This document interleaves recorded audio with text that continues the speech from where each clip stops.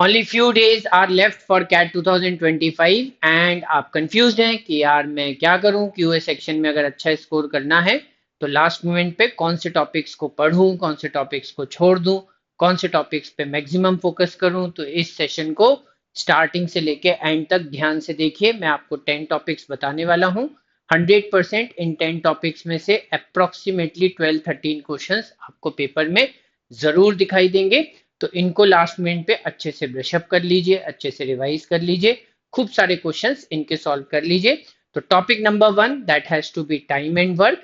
Time and work के last 5-6 years में अगर हम हर क्वेश्चन पेपर में देखेंगे तो मिनिमम 2 क्वेश्चंस हमें जरूर दिखाई देंगे।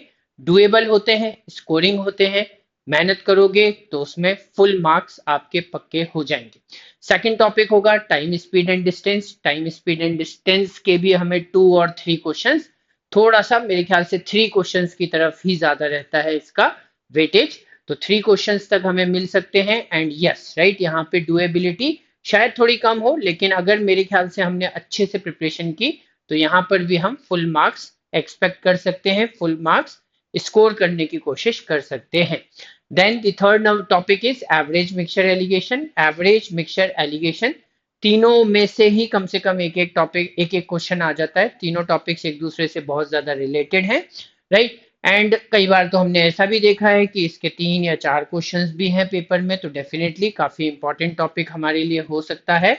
अच्छे से प्रिपेयर कीजिए एंड एक्सपेक्ट कि इसमें से बहुत सारे क्वेश्चंस आ जाएं। बहुत डुएबल है, बहुत स्कोरिंग है। टॉपिक नंबर 4 होगा ratio proportion and partnership. Ratio proportion and partnership again right, minimum 1 और 2 क्वेश्चंस तो होंगे ही होंगे पेपर में। 100% अगर आप मेहनत करोगे तो आपकी मेहनत से डेफिनेटली उन क्वेश्चंस को आप सॉल्व कर पाओगे। देन टॉपिक नंबर 5 है percentage, profit loss discount, simple interest, compound interest. Actually profit loss discount, simple interest, compound interest percentage के ही कॉन्सेप्ट्स हैं जिनको हम कुछ अलग नाम के साथ पूछ लेते हैं या क्वेश्चंस कुछ अलग नामों के साथ बन जाते हैं, बट एक्चुअली परसेंटेज के ही कॉन्सेप्ट्स यहाँ पर फुल्ली एप्लीकेबल होते हैं। तो मेरे ख्याल से इसको भी प्रिपेयर कर लीजिए। 2 या 3 क्वेश्चन आपको यहाँ पर दिख सकते हैं इन तीनों टॉपिक्स में से कुल मिलाकर।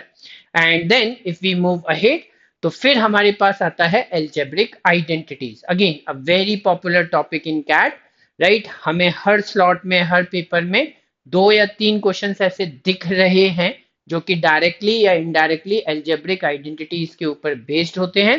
अच्छे से प्रिपेयर करके जाइए, आई एम श्योर कि यहाँ पर भी आप अच्छे मार्क्स गेन कर पाएंगे।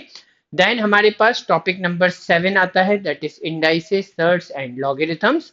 Again I tell you the same thing कि यार मिनिमम 1 क्वेश्चन होगा, 2 भी हो सकते हैं, 3 भी हो सकते हैं, राइट। तो प्रिपेयर कर लोगे, 100% डुएबल क्वेश्चंस होते हैं, स्कोरिंग होते हैं।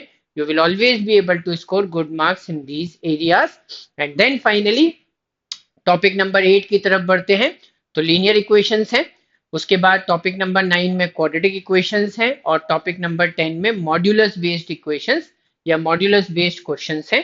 तीनों एक दूसरे से काफी कनेक्टेड टॉपिक्स हैं। यूजुअली कैट में इनके क्वेश्चंस जो होते हैं वो, या इनके कॉन्सेप्ट जो होते हैं वो क्वेश्चंस में काफी मिक्स्ड हो जाते हैं, तो इनको हमें एक साथ पढ़ना पड़ेगा।